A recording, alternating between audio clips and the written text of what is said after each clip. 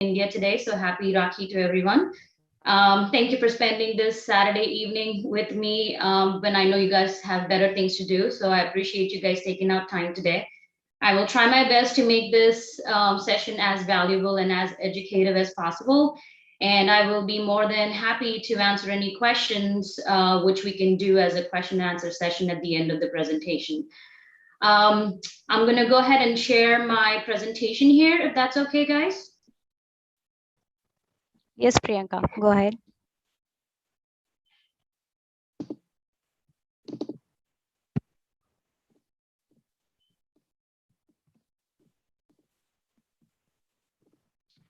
All right, guys. So we're going to talk about, the mouth-body connection, and I really appreciate and I thank you, Dr. Saraf, for summarizing exactly what I am going to do today. You really emphasized on the prevention part of the oral health and overall body connection, which is the core significance here today of my presentation. I do want to bring everybody to that level of understanding that it's not about reacting to diseases, it's about how we can prevent. And a lot of that starts with oral health in terms of it being the window of our body. Our mouth is not just a bunch of teeth and gums and, just for smile. It's much more than that. And that is why I'm here today. And I'm going to try my best to make it as easy and fun to understand this. I'm pretty sure everyone has an idea of what oral health is, but I am going to talk about how it is important to pay attention to those little things that can make such a big difference in our life.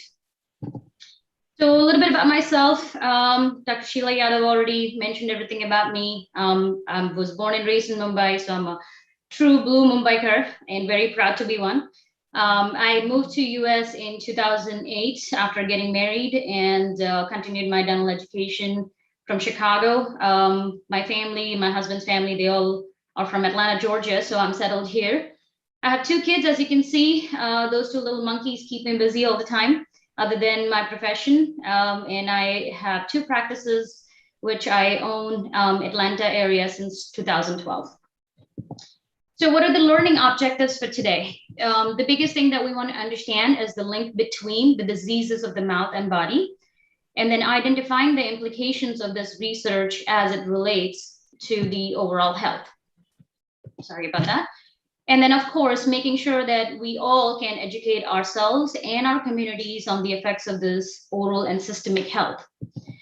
So what's the agenda here? Agenda is first to understand the periodontal, which is the gum disease. The word periodontal is going to be used a lot in this webinar, so I want to spend a little more time in making sure everyone understands what periodontal disease means.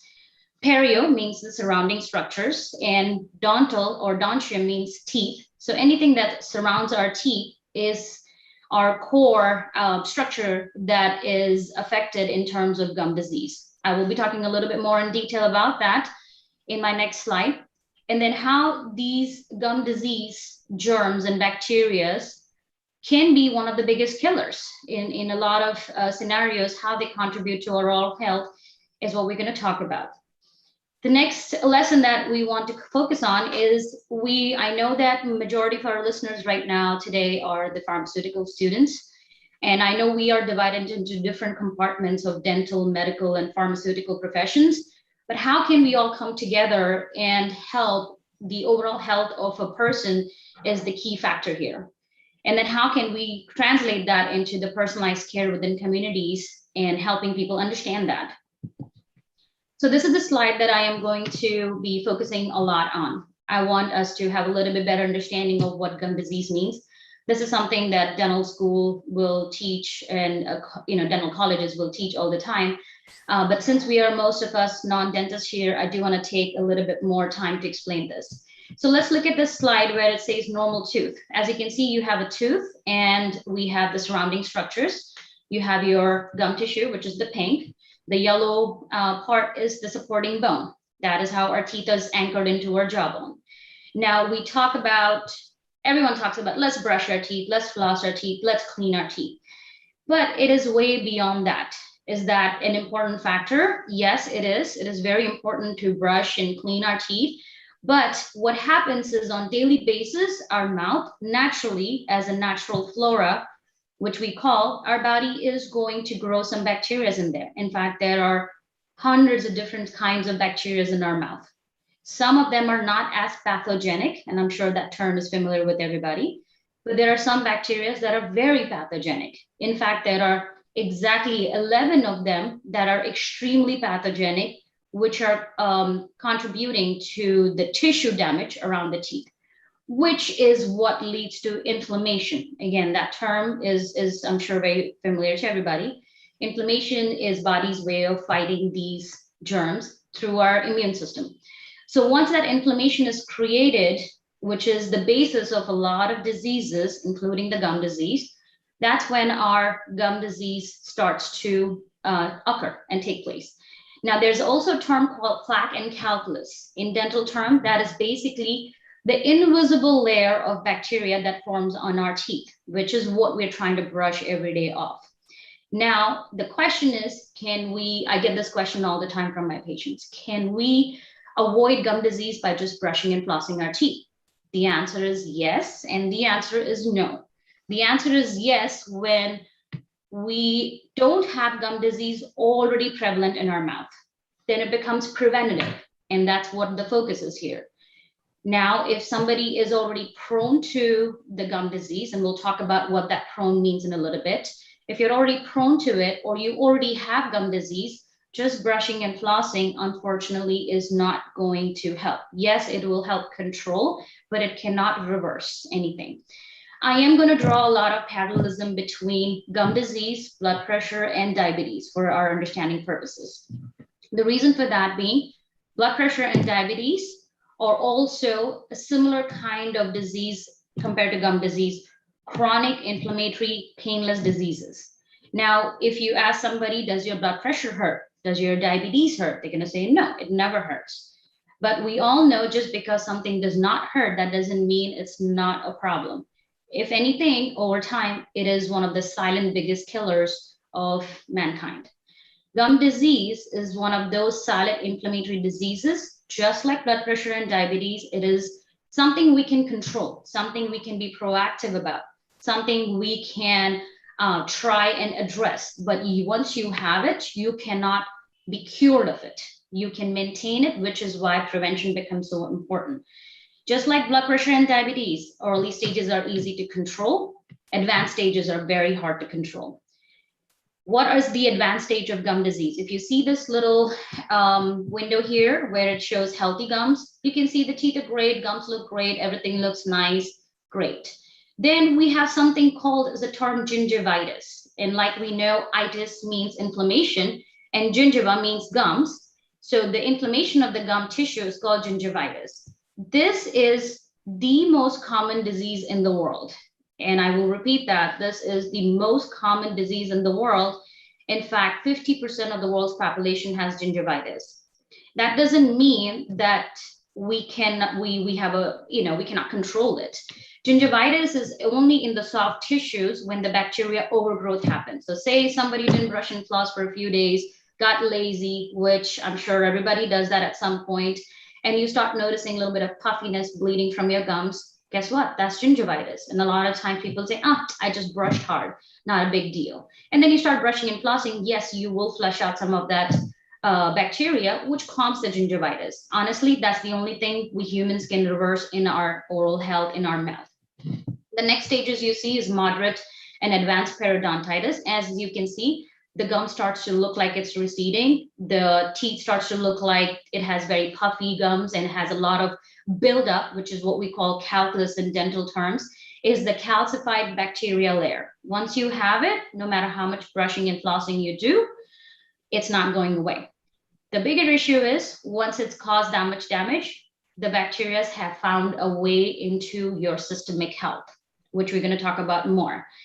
I always say, if you visit the dentist only in pain, and like Dr. Saraf said initially, that it's one of the most unaddressed health issue for not just India, but every part of the world. It is one of those things that we put on the back burner. We only visit the dentist when we have a toothache. By then, it's not the start of the problem. It's already way into the problem. And most likely, from my experience, by the time you visit the dentist with pain, you already have gum inflammation in your mouth. And I really want to focus on this. Periodontal disease is not reversible. Even in the earlier stages, just like blood pressure and diabetes, it is not reversible. It is a treatable condition. It is something that we can control, but we cannot reverse it. I hope this basic understanding of gum disease everyone is getting. If not, please, on the text box, you can send me a message and I will try my best to explain a little bit more. Moving forward, let's talk about the leading causes of death. As we know, and this is true for pretty much all parts of the world, I will be talking a little bit more kind of like the US comparison versus India comparison, because I have been a dentist in both places and I'm familiar with the oral health issues, pros and cons in both places. So according to CDC, this is 2017, before the pandemic took place, this was the leading causes of death. Like we see heart diseases, heart attack, cancer, chronic lower respiratory diseases, which is bronchitis, emphysema, which we know are more related to smoking, accidents, stroke, Alzheimer's disease, diabetes is a big one, and then influenza and pneumonia, which COVID is a part of too. So these are the major reasons why people are losing their lives across the world. Now, what is common in these conditions? 7 of the 8 diseases that we talked about, and what did we not going to include as the 8th thing is the accidents, because it's accidents. They have all been linked to inflammation and bacteria in the mouth. I know it sounds extremely baffling, like, excuse me, all the bacteria in the mouth is causing all that? The answer is yes, it's not directly causing it. There are a lot of other factors, just like any other diseases in our body. You have different contributions like your genetics, like your immunity, your environmental factors. But at the end of the day, when those factors are not in balance, it leads to inflammation. And 7 out of those 8 conditions are linked to inflammation, and that inflammation can start in the mouth. Now, COVID-19, poor outcomes and post-infection complications have been linked to infection from these short form of these bacteria. They are P. Gingivalis, Fusobacterium Nucleatin, and Porphyromonas. These are all fancy names for the bacteria, but what we want to understand is there are these bacteria that will cause the COVID-19 outcomes to be poor. How? Again, we'll discuss more in detail. So if anyone's interested in what is all this hoopla about the periodontal disease and the overall health, there was an amazing book that came out a few years ago, I think 2014. It's called Beat the Heart Attack Gene. This is what really opened the eyes of medical and dental profession and how things are correlated. This is called Bale-Donine method, and I will just give a glimpse of what exactly this means. So traditionally, what do we say when we are at a risk of a certain disease? We say, hey, we are genetically prone to it. Diabetes runs in my family, blood pressure runs in my family. Oh, I don't eat healthy, I eat a lot of sugars, my age, I'm aging. Those are the reasons we contribute towards what a person can be, diagnosed with, or what diseases they can be diagnosed with. That was our old traditional way of understanding what we are prone to. But the Bale-Donine method, what they talk about is correlating the inflammations in the body. If our tissues are inflamed, if our cells are inflamed, they become permeable. They become porous. They cause all this inflammatory stuff to kind of leak into our cells. And that's how they find a way into our bloodstream, into our tissues surrounding the areas, and eventually with the blood going to all our organs and systems. So that's the difference between understanding how disease process happens. This is an example of a dental x-ray, but we call it a panoramic x-ray. And where these arrows are marked, you can see some little calcification, just like we know the basics of radiograph. White means more opaque, means something calcifications or more hard structures, and your soft tissues are not seen on the x-rays. So when you see this arrow marks here, these things are called calcifications of in this particular situation, the carotid artery. And we as dentists, we try to pay attention to those things. Again, it's not just about talking about teeth and gums, it's helping people understand how, it affects other things from our mouth.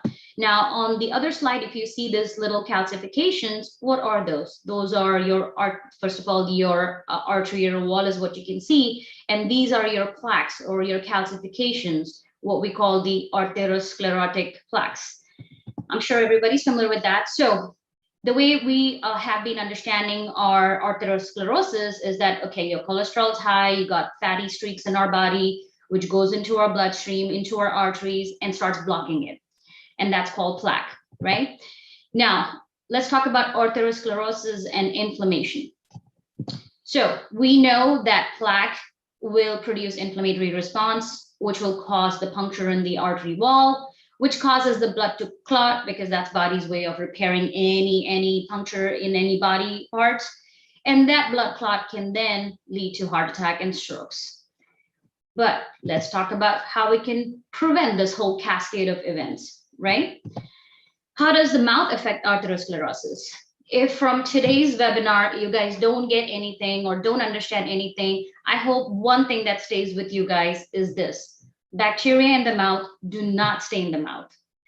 Bacteria enters the bloodstream, affects distant organ systems, and that leads to systemic inflammation. So my duty as an oral healthcare providers and our duty as part of medical community or non-medical community is to help understand how these oral bacteria that we can treat and that will reduce the systemic inflammation.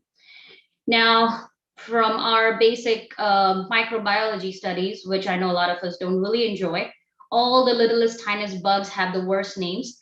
So we're going to talk about these so-called pathogenic bacterias now. A little bit, I'm going to give you names of those. But before I start talking about these bacterias, I do want to talk about a little bit about how did we understand these pathologic bacterias and how we can diagnose, because just looking into somebody's mouth, we don't know which ones are growing in there. Are those pathogenic ones or those non-pathogenic ones? We're just seeing the outcome of those bacteria overgrowth. So there are actually some salivary tests. It's something new. My practice does offer that. So we actually can take saliva samples, put it on the microscope, and we are actually able to see which levels are high. And for a lot of patients, we'll find some of these bacteria that we're going to talk about, the levels are high. So we know that those patients are more prone to oral diseases or oral inflammation and periodontal disease. So when we find those bacteria, our way of addressing things changes a little bit. Yes, everything comes down to clean your mouth, brush properly. But when we get to that deeper levels of destruction, unfortunately, our brush and floss cannot reach those areas, no matter how many times we try. My patients always ask me, so the best way to avoid gum disease is I can just brush, right? But if you can't reach them, you cannot clean them out, which is why you really, really need your oral health provider, aka your dentist, to be a part of your care, just like your primary care physician, your regular doctor, who's going to check everything to avoid future problems. Same thing is true for a dentist too. Going to the dentist just to take a tooth out or just to get that root canal because the tooth is hurting, we are then having a reactive response versus a preventive response. So these salivary tests actually are being very, very helpful because there's some patients that actually brush really well. I'm sure some of you are thinking like, I brush well, my teeth look really clean, I am not prone to this.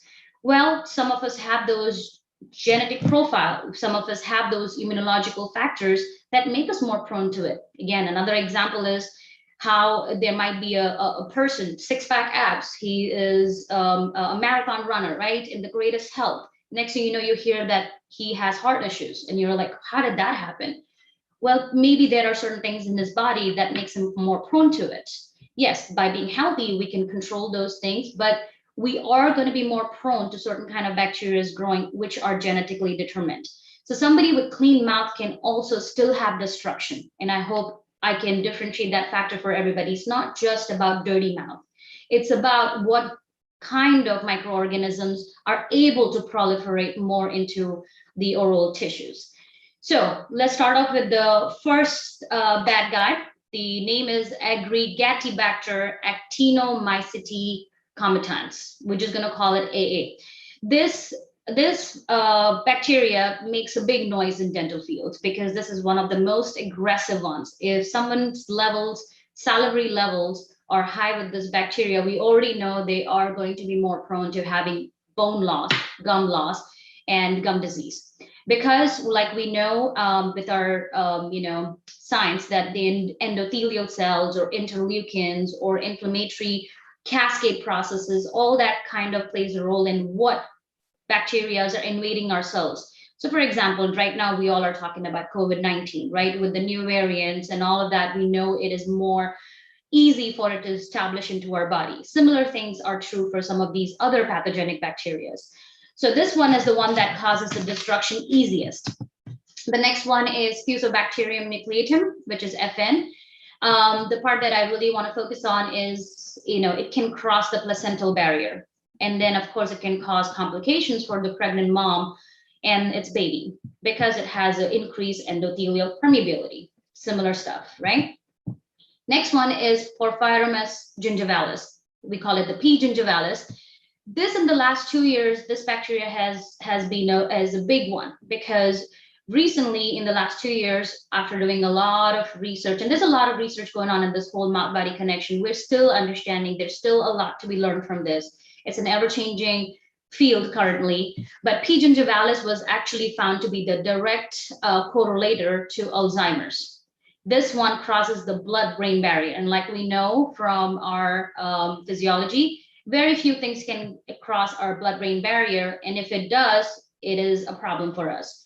So the research shows that the P. gingivalis is actually able to cross that blood-brain barrier and cause plaques deposits into our brain, which is the primary reason of how Alzheimer's form. So for the longest time, we didn't know what caused Alzheimer's. We thought, okay, as people age, they're getting dementia and there's nothing much we can do about it. But the crazy thing is, just like we're trying to get vaccines for COVID-19 now, they're actually trying to find vaccines for P. gingivalis, and gingiva means gum, so it's a gum bacteria. They're trying to find a vaccine for that to actually help Alzheimer's, because it is one of the leading causes of death in the older population. In fact, in US, it's the number 2 reason for death in the older population, about 70 or 80. So we talk about our body as a balloon. So the question is, can we make our balloon fire resistant, right? And the fire is what we call inflammation. Now, inflammation, whether it's oral or systemic, is painless. Like we talked about blood pressure, diabetes, everything is painless, right? There are a lot of other diseases that are painless, but inflammation, even though it's painless, we know how bad it can be. In many cases, the first symptom is the heart disease, is the heart attack, right? But that's not the first issue. That's way into the problem. That's actually the end product. So how can we avoid being there and then responding? So this is where we have to shift our mentality and our approach. How do we prevent our patients' arterial walls from rupturing? We must become preventative with oral inflammation. So there was another research that they did with the plaques in the arterial walls. They actually took a sample, and that's one of the things they talk about in the heart attack gene book, is that plaque, when they put under the microscope, they found bacterial cell walls from the mouth, the oral bacteria, which was extremely baffling because your oral bacteria are the ones that are causing the plaque formations near your heart. It's a direct correlation, not even an indirect correlation. So if we can prevent these bacteria overgrowth in our mouth, guess what? We protect our hearts. And so that's the shift, and that's the early intervention we're talking about here. Conservative treatment is early intervention. It's actually easier, cheaper, faster, and much better for the patient. What causes inflammation and how do we stop inflammation, right? So from our basic science, we know that there are a lot of root causes in terms, and I'm going to talk much more in terms of the oral health inflammation too. So there are certain things that causes inflammation. You have your karyogenic bacteria. Karyogenic means the cavity causing bacteria. They are a little bit different than the bacteria that we discussed. Those are more periodontal bacteria. Karyogenic bacteria are going to destroy more of your actual tooth structure, which is what causes all the cavities. Then your endodontic abscesses, which is basically once your cavity's gotten so big, you got a toothache and you go to the doctor and they say you need a root canal because you got pus in your mouth. That is called endodontic abscess. Then you have your genetics, Il6 mutation. This is a big thing in the field of inflammation. We all know interleukin are important factors for inflammation. And IL6 mutation is one of the biggest reason why somebody is more prone to inflammation. Insulin resistance we know about, especially in type 1 diabetic patients, and also insulin resistance for type 2 diabetes. Obstructive sleep apnea is another big one. It's another one of the big silent diseases that unfortunately is very underdiagnosed. Actually, 80% of the people with sleep apnea are underdiagnosed. And I will take a moment to talk a little bit more about sleep apnea, just because I feel like there's so little that we talk about it. We hear every household talk about, oh, my husband, my dad snores a lot. Hey, I've started snoring a lot. People talk about snoring like, okay, it's just another thing. Yes, it is, but in many cases, that's actually a very strong indicator of somebody having sleep apnea. That's not the only sign, but that's one of the major signs. If someone's tired throughout the day, if someone is having issues paying attention to their daily duties in the daytime, they're constantly sleepy, no matter they slept 10 hours last night, is because during their sleeping cycle, their brain's not getting enough oxygen. And over time, that less oxygen for your brain is going to cause a lot of inflammation. And that sleep apnea is also responsible for a ton of inflammatory disease processes. So next one is your periodontal disease, which we already talked about in detail. We talked about the pathogens. Rheumatoid arthritis is another one, which is an autoimmune disease. Again, we talked about immunological contributions. Smoking, secondhand smoking, stress. Stress is a big one. We all are stressed. We all live very stressful lives. So all those have contributions in how our body responds to that in terms of inflammation. Now, these are the end stage events of inflammation. We talk about as the start point, but what happens at the end of all this, which is what we actually start noticing, which is too late, when we get a heart attack, when we get a stroke, when it's already dementia, like we didn't even get a chance to diagnose Alzheimer's before dementia kicked in, kidney disease, diabetes, and then erectile dysfunction in men. All these are end stages of those inflammation, not the start point. So what do these conditions have in common, right? Like we talked about, I'm going to repeat the slide. 7 out of those 8 bad diseases, the biggest killers, inflammation is the root cause, right? So if we can control that, guess what? We have helped our overall body. We have helped all our other organs. We have helped ourselves not to deal with those diseases that we have started accepting as a part of our old age. It's not because we're old, it's because we have been having inflammation since the age of 15, 20, 25. And by the time we're 40, 50, 60, we start seeing the end stage events. So what are some of the events that happens with the oral systemic contribution? And then these are some of the researches that has been happening. There are some of the older studies, some of the newer studies. Bottom line is they do have a very strong correlation. So like Val Doneen talked about the arterial wall, right? And we talked about how those inflammation affects the arterial wall. It is an absolute truth. And I see that with my patients. There's people who have gum disease, 99%. If I ask them a question, do you have blood pressure? Do you have diabetes? Their answer is yes, because they are 24 to 35% more likely to have those plaques in their arteries. Poor oral hygiene is associated with higher levels of cardiovascular disease and low-grade systemic inflammation, which again, coming down to the basics, right? If you brush less than 2 times a day, you are at a much higher risk of suffering from a cardiac episode in your future, sadly. Periodontal disease and stroke.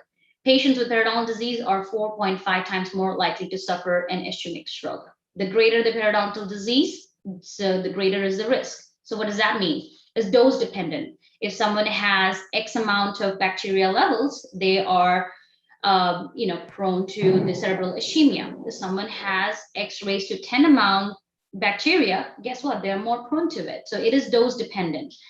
Now, this is an interesting one. In 2016, the estimated prevalence of cardiovascular diseases in India was estimated to be 54.5 million. What that means is 1 in 4 deaths in India are now because of cardiovascular diseases, with ischemic heart disease and stroke responsible for more than 80% of this burden. And that's huge. Understanding this is such a huge thing because some of it can be preventable, absolutely.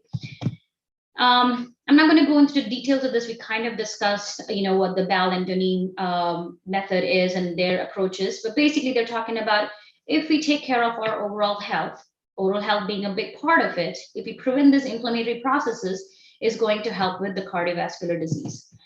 Now let's talk about periodontal disease and stroke.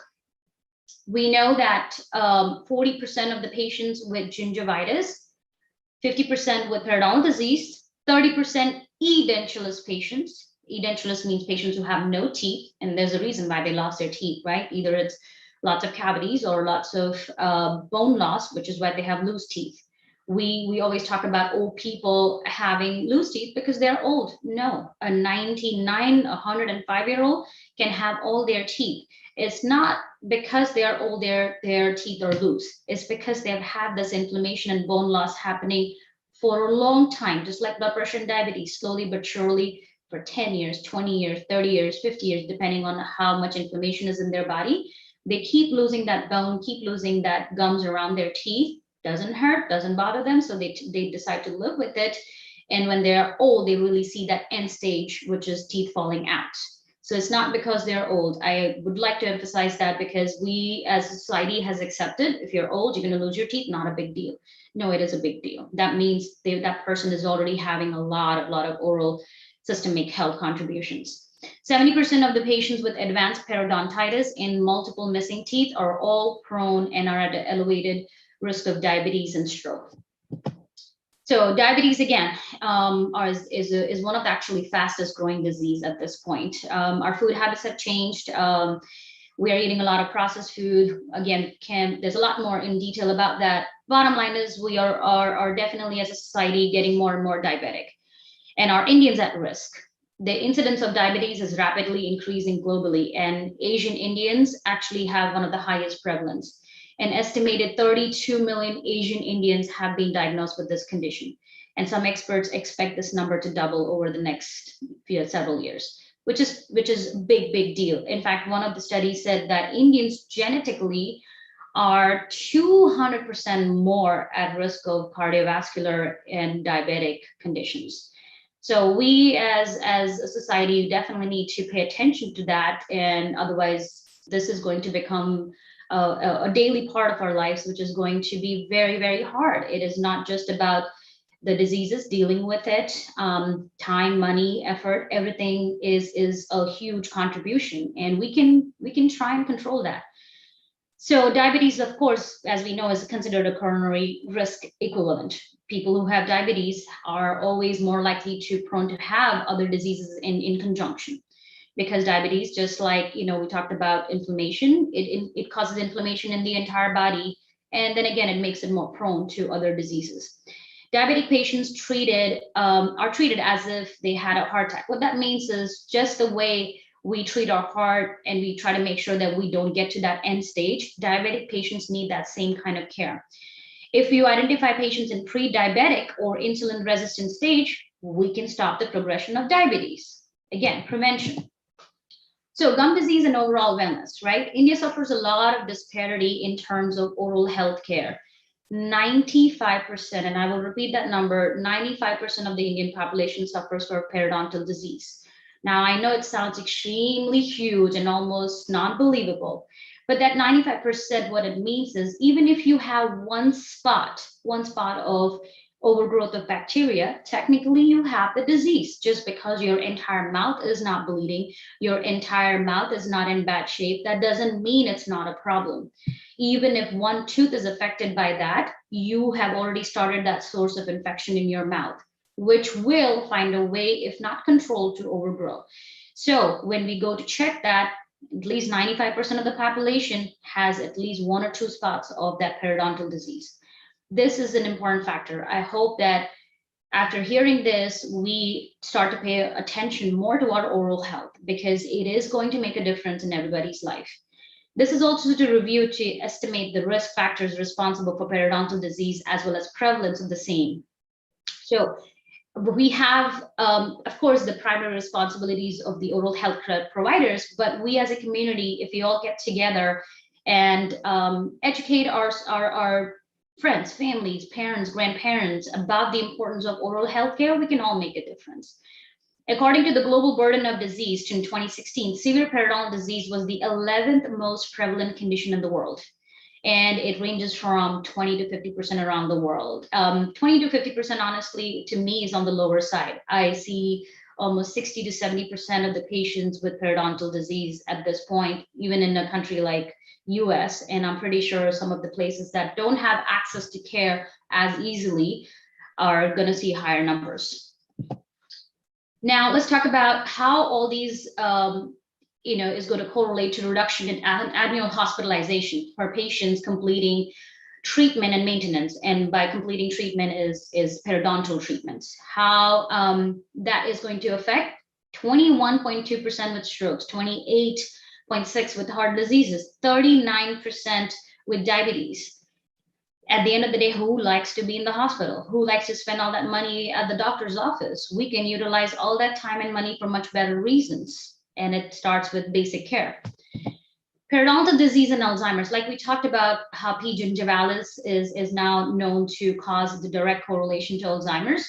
There are a lot of studies that are going on. And in fact, people who have Alzheimer's, more so likely they are going to have some tooth loss too, because that's where all the bacteria first started overgrowing.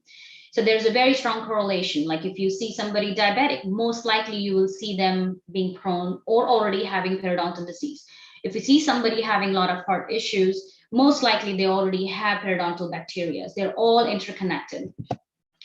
P. gingivalis and Alzheimer's, again, we know that it crosses the blood-brain barrier, and it is also related to Alzheimer's because it causes the amyloid production.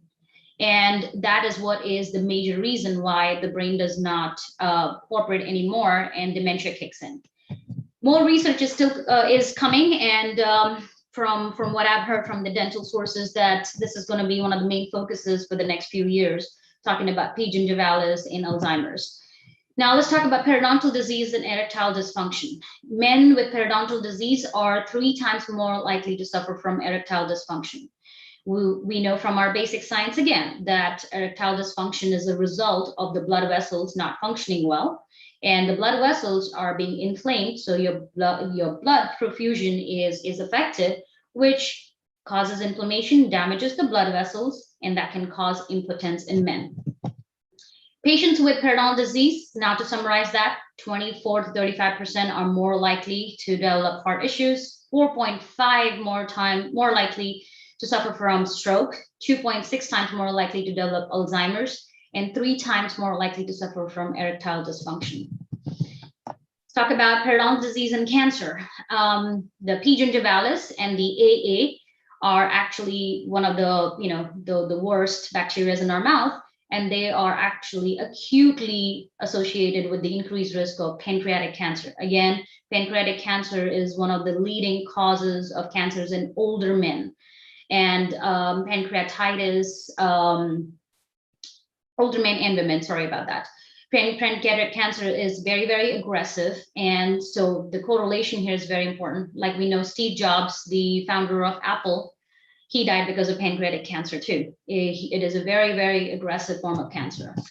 Let's talk about periodontal disease and pancreatic cancer a little bit more. Patients with periodontal disease have 62% increased risk for developing pancreatic cancer. That's a lot. 62% is a big number. It's the 3rd leading cause of cancer-related deaths in actually all parts of the world. 5-year survival rate is only 8%. Like we talked about, it's a very aggressive cancer, and it's very, very difficult to detect it until the late stages. This is a study done by San Diego State University that links pancreatic cancer to saliva. So they did some saliva testing, like I discussed a little bit earlier, and they found really high levels of leptotrichia and Campylobacter bacteria in the saliva of pancreatic cancer patients. So again, there are a lot of research and development happening in this fields, and they are trying to develop a lot more salivary tests for early predictions, because like we talked about, it's very difficult to diagnose pancreatic cancer in early stages. This is a big one again. We are living in the pandemic era, unfortunately, and we know how much the world is suffering with COVID-19, and COVID affects our lungs the most. So periodontal disease and lung infections have a correlation too, because whatever bacteria you have in your oral cavity, if it's aspirated into your airways, can cause lung infections such as pneumonia. Again, COVID-19's leading death cause is pneumonia. The worse the periodontal diseases, the greater the loss of lung function. Again, dose dependent. Periodontal disease and pregnancy. Pregnant mothers with periodontal disease, there's actually a condition which is a very common thing. When women are pregnant, they notice a lot of bleeding gums. They think it's just a part of being pregnant. It actually is a specific term. It's called pregnancy gingivitis. And the pregnancy hormones actually feed the bacteria much more, and the bacteria overgrowth in those pregnancy hormones a lot more. And that left untreated, first of all, that happens in patients who already are predisposed to those higher levels of bacteria already in their mouth before they get pregnant. Next thing you know, your hormones kick in, let the bacteria grow like crazy, and those mothers are more likely to then end up with periodontal disease. It has a 30 to 50% higher risk of giving birth to preterm or low birth babies. They're 3 times higher risk with moms with gingivitis, 8 times higher risk with moms with moderate periodontitis. So due to bacterial invasion and inflammation, Fusobacterium Nucleatin is the biggest one here because it can cross the placental barrier. 62%, like we talked about, are, have, to summarize here, 62% have increased risk of developing pancreatic cancer, and then 30 to 50% more likely to give birth to preterm or low birth babies. Now, here's the sad part. India actually has one of the highest number of premature babies born in the world. Now, of course, periodontal disease is not the only reason for that. There are a lot of other factors like malnourishment, access to care, taking care of those mothers during their pregnancy, maternal and in newborn healthcare. All those are definitely contributing factors and not taken away from that. But I am, of course, focusing on more on the oral health part of it. India, out of 27 million babies born every year, which is a 2010 data, so it's a little bit older data. But the bottom line is 3.5 million babies were born premature. Newborn deaths, those in the first month of life, accounts for 40% of all deaths among children under 5 years of age, which definitely is something that we as a society need to have a better control of. So what can we all do? We're going to talk about, I want to add another word here. It's not just about dental, medical, and pharmaceutical professionals. What can we do as a society, as a community to help fight all these crazy monsters that I'm calling? Well, take care of your oral health. Increase wellness by diagnosing dentistry to treat periodontal and dental abscesses and cavities. Regular dental checkup. Again, if you don't get anything from today's webinar, remember, bacteria does not stay in the mouth.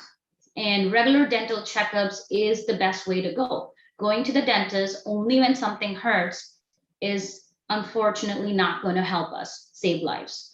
So it is not just about clean white teeth. Our mouths are the reflection of our general health. And there are, like we talked about, or I talked about, integrating a lot of technologies, which will make its way more into the general population in the next few years. Our CBCT, which is the CT scan of head and neck, and salivary testing in future are going to be great tools for us. In the meantime, at least a regular dental checkup is the best thing that we can start off with. Even if you don't have a problem, go to your dentist and say, can you check my gums and teeth? I did my dentistry from India, and I do want to talk about this. It sounds a little negative, but I hope that can turn into positive. The focus on the gum health is very low because we as a society are always so focused on getting people out of pain. The dental community is always dealing with dental emergencies. This hurts, that hurts. That paying attention to the non-painful stuff takes a backseat. But if we all start changing our attitude towards that prevention care rather than reactive care, we can make a big difference to everybody. Educating patients, educating everybody around you with mouth-body connection, thorough evaluation of family and medical histories. Like we talked about, if somebody has a history of blood pressure and diabetes in their family, they are more prone to it. Same is true for gum disease too. It does run in the family. Genetic contribution is a big part of it. So if we know that, hey, my grandparents and my parents lost their teeth way early, or they were very prone to having gum infections, you know that you're going to have those genes, and being proactive or overactive or with those family histories, again, is a better approach. Of course, partnering with your primary care physician, because we don't want to separate mouth separately. That is a dentist problem. My heart is a separate problem. No, how do we correlate? And your primary care physician, we call that as your quarterback in dental terms. Quarterback means the person who can help make sure you're at the right person at the right time. Do you need the help with the primary care physician can help you? Hey, go to the dentist, go to the heart doctor, go to the lung doctor. That's your main person, main source. Let's talk about oral cancers in India. In India, how are we doing with time? Are we good with time right now? I'm going to continue, and if we have any time issues, let me know. Oral cancers in India. In India, 20 per 100,000 population are affected by oral cancers, which accounts for 30% of all types of cancers. We also have in India the tobacco chewing habits and pan, gutka, and all of that stuff. So India and the Southeast Asia in general has a much more prevalence of oral cancer. Also, the cancer from the oropharynx and hypopharynx. Again, early detection can save lives, and your dentist can help you diagnose those things by seeing changes in your mouth before you realize it. Let's talk about this COVID-19 and periodontal disease. This is very big for me because of late I have been seeing a lot of patients gums being much more inflamed, especially if they have been exposed to COVID-19 or have had a history of COVID-19. Because at the end of the day, your nasal cavity or oropharyngeal cavity is where that virus is trying to establish itself. So the correlation that I want us to understand here is that if you have inflamed gums, if your tissues are already damaged from that inflammation and overgrowth of bacteria, those weak tissues are going to be more prone for these COVID-19 viruses to establish itself. It's all about, we all get exposed to germs. And some of us, like we talked about, hey, somebody got exposed to COVID-19, they didn't get sick. It's because that virus couldn't establish in that person's body. Again, multifactorial, genetics, immunity, and all of that. But if someone does have inflammation already, guess what? The bacteria and the viruses are going to find much more easier to establish, grow, and cause a disease process. We call that threshold level, right? If someone's exposed to 2 COVID viruses, they might be fine, but they are exposed to 200 million viruses. The load is so much that body's not going to be able to fight it. Same thing is true for any of these other diseases that we're talking about. So the study said that the 568 patients studied with periodontitis, the most severe form of gum disease, were at least 3 times more likely to experience COVID-19 complications, including death, ICU admissions, and the need for assisted ventilation. It's a well-established fact that COVID-19 flourishes in the inflamed tissues, like we were talking about. Also, it is going to be even more an issue if you have higher morbidity with pre-existing conditions with cardiovascular and the diabetics. Again, more inflammation, easier for it to establish into your body. This one was a big news in India after the second wave, mucormycosis. So I do want to talk about mucormycosis and periodontal disease.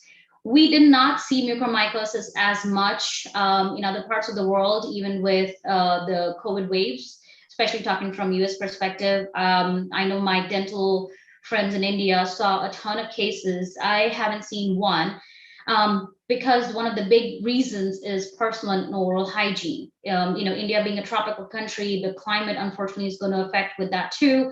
But it all comes down to a lot of oral hygiene, personal hygiene, and hygiene in general around us. It's actually a very common fungus, like we know, known as black fungus, and it was pretty much a second pandemic or epidemic in India. Yeah. It's a common fungus that is found in soil and rotten food, so it's everywhere already around us. But when it finds a weak mouth, a weak body, it flourishes in there. So when people have really high inflammation rates in their body, especially right in the mouth here, which is where the mucormycosis was noticed the most, it has no surprises that it was related to somebody's healthy mouths, how prone they were to mucormycosis. Dirty ventilators, it was hard for the medical systems after the second wave to have that level of cleanliness or sterilization, which was sad. So dirty ventilators were already carrying those mucormycosis. Next thing you know, you got periodontal disease in your mouth. That's the recipe for a disaster. And that caused a lot of deaths after COVID-19, which was really, really sad. I'm just going to talk a little bit about how mucormycosis can be prevented. Of course, your blood sugar has to be good. Steroids, like we know, was a big part of the COVID treatment, and it still is. It's actually one of the life-saving drugs, more than even all the remdesivir and everything. Honestly, I've spoken to some of my doctor friends who are infectious disease specialists, and they said steroids was actually the #1 reason people were surviving. But if you use steroids a lot, we know from our science that steroids causes it basically acts like a band-aid on your inflammation, but that doesn't mean the disease processes are stopping. So body doesn't know how to fight well. Your immune cascade, your immune fighting system is really affected by steroids, which leads to actually more super infections. Using clean water, clean environment, clean things around you. And then biggest thing, if you notice anything in your mouth, rather than waiting for it to get better or dealing with it, seek care immediately. We talked about diabetes. I'm not going to go more into details of this. We talked about sleep apnea. Sleep apnea, like I said, 80% goes undiagnosed, and it is actually the leading cause for contribution to hypertension, heart failure, atrial fibrillation, stroke, diabetes, and depression too. Because if you don't sleep properly, you don't get enough rest, you are more likely to be prone to that. You may have heard that somebody slept behind their wheels while driving because they can't keep themselves awake. Those are the major reasons of auto accidents in a lot of cases. Those people might be more definitely not diagnosed with sleep apnea and just walking around with it. This is more from dental perspective. Sleep apnea contributions or reasons is also big reason is the airway. If someone's airway is constricted, if they are overweight, they are smokers, their airway is going to be constricted. That means when you're laying down and trying to sleep, the oxygen doesn't go through. And that causes something called as bruxism, which is grinding your teeth, and acid reflux. And all these are, again, going to contribute into your oral health issues. Lastly, how do we get that personalized care within our families and communities? Early detection, early care can save a lot of money and lives. Silent killers like cardiovascular diseases, diabetes, and periodontal diseases, they all need early intervention. In many cases, they're almost preventable. And if anything, if not preventable, they are in early stages, very easily managed. Healthy lifestyles and personal and oral hygiene practices are important, and oral health, include your dentist to take care of your oral health needs. Teeth are very important. They are, whether we like it or not, they're not just for smile. They have a lot of bigger roles to play. Start off with brushing and flossing regularly to reduce those pathogenic bacteria in our mouth. Look at Aishwarya Rai. She ain't going to look pretty without those teeth and gums. People say that, hey, I don't have 2 minutes to brush my teeth. I'm very busy. I got to run out my house, so I didn't brush this morning. Well, if you don't have that 2 minutes, guess what? You're going to spend a lot of time at the doctor's office later on in your life, whether you like it or not. And then nobody likes going to the dentist. I hear every day, I hate the dentist. I hate going to the dentist. Well, the best way to avoid the dentist is to see the dentist more often.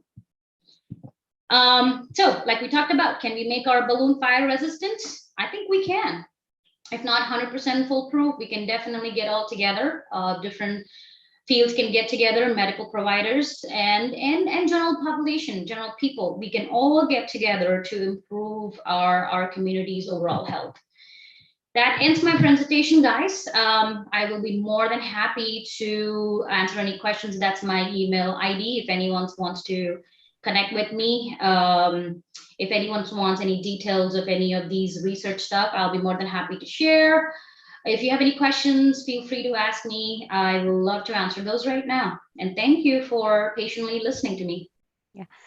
Thank you, Dr. Priyanka, for sharing your insightful and astute knowledge with us. My next planning is, that I would like to arrange a oral health camp in HKCP. And I'm sure that you're not going to say no for my invitation, Dr. Priyanka. Well, coming all the way to India? Yeah, whenever you'll be in India. Well, we'll have to talk to the different countries' flights being opened up. Unfortunately, they're closed right now. But if I'm there, I'll be more than happy to be a part of it. Thank you so much for accepting our invitation for oral health camp in HKCP premises. Okay, now the session is open for question and answer. You can drop your question in the chat box. And I would like to request everyone to fill the feedback form as well as the attendance form. And that is there in the YouTube also. So you can go for it. Thank you, everyone. Yes, Priyanka, you can pick up the questions for answers.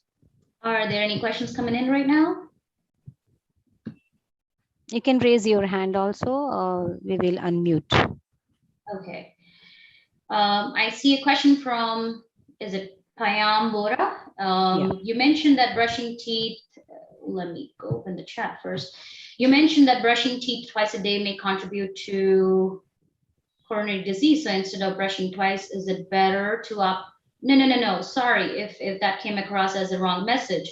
What that slide said was if you brush your teeth less than twice a day, you are more likely to have coronary diseases. So there is no plan B for brushing your teeth. There is no plan B for flossing your teeth. And I know flossing is a little bit alien concept for a lot of people, but in between our teeth, if our teeth are sitting like this, you can brush, but in between our teeth here and here, a brush cannot reach. I hope I can be a little visible to everybody. So flossing is the only way to get this bacteria out. In fact, bacteria loves to hide in those corners. It's microscopic. If you don't get to it, it's going to grow. So brushing and flossing, there's no plan B for that. There is mouthwashes too, but that is more of an adjunct. But brushing twice is probably the best thing you can do. Any other questions? Yeah. I hope it was informative. I hope it was helpful. I hope I tried to make it as easy possible for everybody to understand. Yes. And I'll shoot me questions. This is my favorite part, actually, answering questions. Thank you, Priyanka. Okay, so thank you. Any more questions, students? Okay, so Priyanka, hereby we are presenting Abhishek. Would you please, yeah. So Dr. Priyanka, hereby we are presenting token of appreciation in a shape of e-certificate to you. Kindly accept it, and thank you for sharing your precious time with us. Thank you everyone for joining. I do have a couple of questions coming in here. Thank you for that certificate and appreciation. I would like to address it if it's not too late. Okay. One of the questions is tartar deposited does not get converted to plaque. Good question. So I know I didn't get a chance to go a lot more in detail about that whole processes. That'll be another 2-hour session and like a mini dental school lessons. But so let me help you understand. So plaque, we call the dental plaque. Dental plaque is actually invisible. And the shocking thing is you brush your teeth, you have got your bacteria cleaned up, right? Literally in 30 minutes, next 30 minutes, bacteria will start growing again, whether we like it or not, which is why regular brushing is so important. It's not a one-time thing.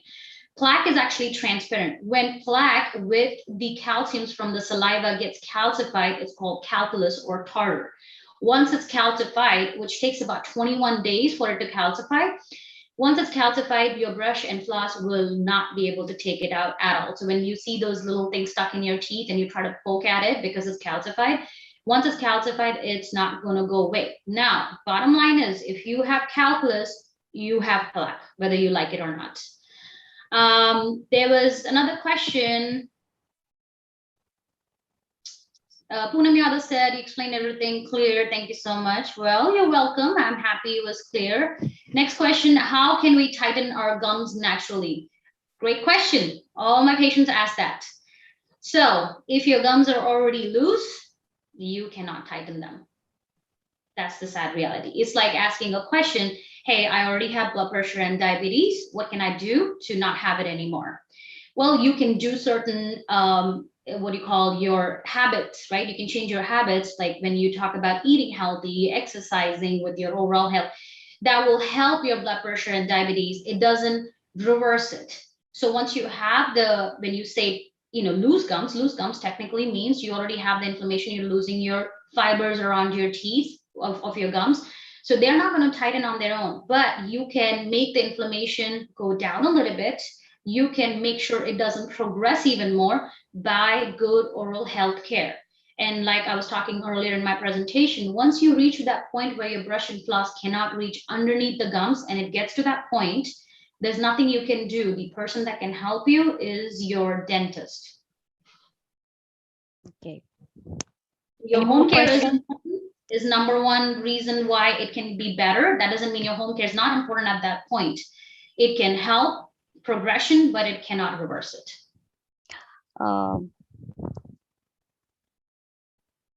Payambora raised his hand.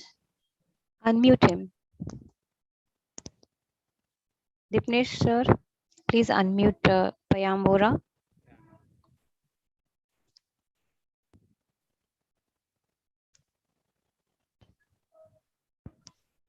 Yeah, hello, ma'am. I just wanted to ask you one thing, that in the market, there have been many toothbrushes and toothpaste, like crisscross toothbrushes and all.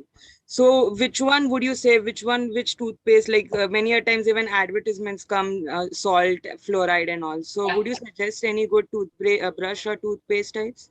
Yes. So again, that's a very good question, because we always try to find those good tools to help us, right? Now, ads do a great job, just like the whole advertisement world. They do a great job in making us believe, like there are some enamel toothpaste that they talk about, hey, use this, your enamel will grow back. Technically a little bit right, but not 100%. So bottom line is, buy whatever brush you like, buy whatever toothpaste you like, as long as they are ADA and IDA, Indian Dental Association approved, has some fluoride in there. Fluoride is a very important mineral, which makes your enamel stronger. At the end of the day, it's our technique that is going to be the most important thing. I can give you the world's best brush or diamond studded toothpaste, but if it's not going anywhere, everywhere, and it's not going on your teeth twice a day, guess what? It's not going to do anything. Salt is actually natural antibacterial. Salt is great. All those things can be helpful. They can probably help you that 1%, that 2%. It's not going to compensate for what's already established in your mouth. No matter what toothpaste and brush you use, if you have a cavity, it's not going away. I know there are some online things where they talk about oil pulling and coconut oil. At least in the US, that was a big thing. Oh, my cavities are going to reverse if I do oil pulling with coconut oil.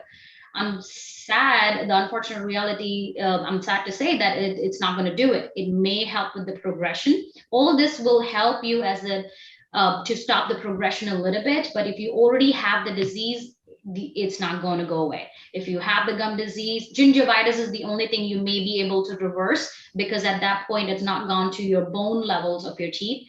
Gingivitis can be reversed a little bit with good technique, good brushing, good flossing, taking care of it, staying on top of it. Otherwise, all of that is unfortunately a little bit of a gimmick. It does help, but not 100%.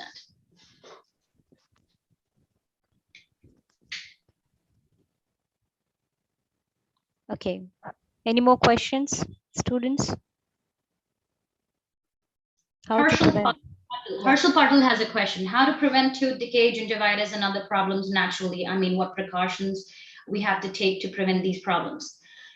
Back to basics, brushing and flossing. If you don't have gum disease, the best way to prevent is your oral health care, your oral hygiene. So being very good about your oral hygiene is going to prevent. It's like saying, if you don't have blood pressure and diabetes, I'm going to draw again parallelism. If you don't have blood pressure, diabetes, then having healthy lifestyle, eating healthy food, and all of those things are going to help prevent. But once you have it, you have to take care of it and you have to treat it. So naturally, eating healthy, taking care of your body, just like anything else. Mouth is no different. Eating healthy foods, getting your checkups done every at least once a year. I mean, generally they say every 6 months, but I'll take once a year also. That's the only ways to avoid it. Does cleaning and polishing weaken the teeth? Oh, great question. I know this question arises. When I was a dentist in India, this was the biggest myth that I encountered. This is, thank you for asking this question. Is it Iram or Iram? Sorry if I'm saying it wrong. Thank you for asking that question. It does not. Now, the reason for that myth is by the time, because there's the regular care, and it's sad part as a dentist, I feel sad that dental community in India is not there. Hopefully we get there quick. Regular care is not there. So even before you have gingivitis, even before you have periodontal disease, no one goes to the dentist for regular cleanings and checkups. Because that doesn't happen, by the time you realize there's so much stuff stuck on my teeth, it looks bad, and then you go to get your teeth clean, you have so much tartar buildup, you have so much recession. When all that extra gunk, nasty stuff gets cleaned out, you actually feel the gap between your teeth. And if someone's teeth is already loose, because of that tartar, calcified tartar was holding on to it, which is honestly bad, but we need them to go. But when they go for a couple of days, they feel more air and more mobility with their teeth. And that's what created the whole myth that cleaning and polishing our teeth weakens the teeth. Absolutely not. Okay. Thank you. Any more questions? Atif Khan has a question. No, before that, Varun has a question. Drinking carbonated drinks or coffee cause enamel erosion. Thank you again for asking this question. I'm passionate about this. I am a soda Nazi. The reason for that, that soda carbonation is very acidic. Acids and sugars are, this is turning into an oral health webinar too. Maybe we'll have to do another one like that. I will be more than happy to do that, Dr. Sheila Yadav. So carbonation, soda, and acid. So we always talk about, candies and chocolates, and that's going to give you cavities. Yes, but honestly, even bigger issue is carbonations and acidic stuff.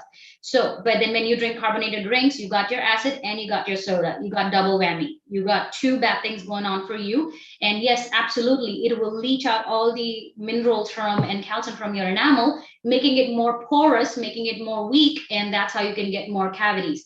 It may not be a direct correlation to the gum issue, which was our focus today, but yes, it is really, really bad for teeth. And sodas have zero benefits. It doesn't even have one vitamin in it.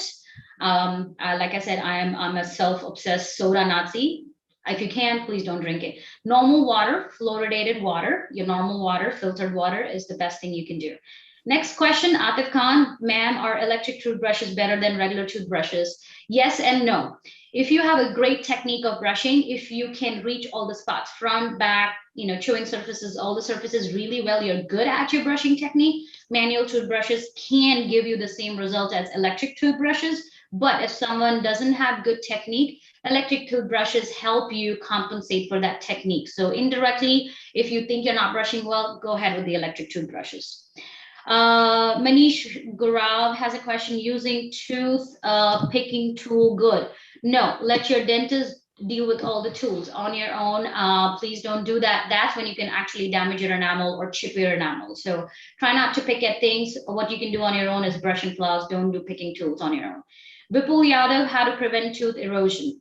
There are multiple reasons for tooth erosion. We talked about carbonation and all of that stuff. So eating healthy, not, drinking acidic stuff.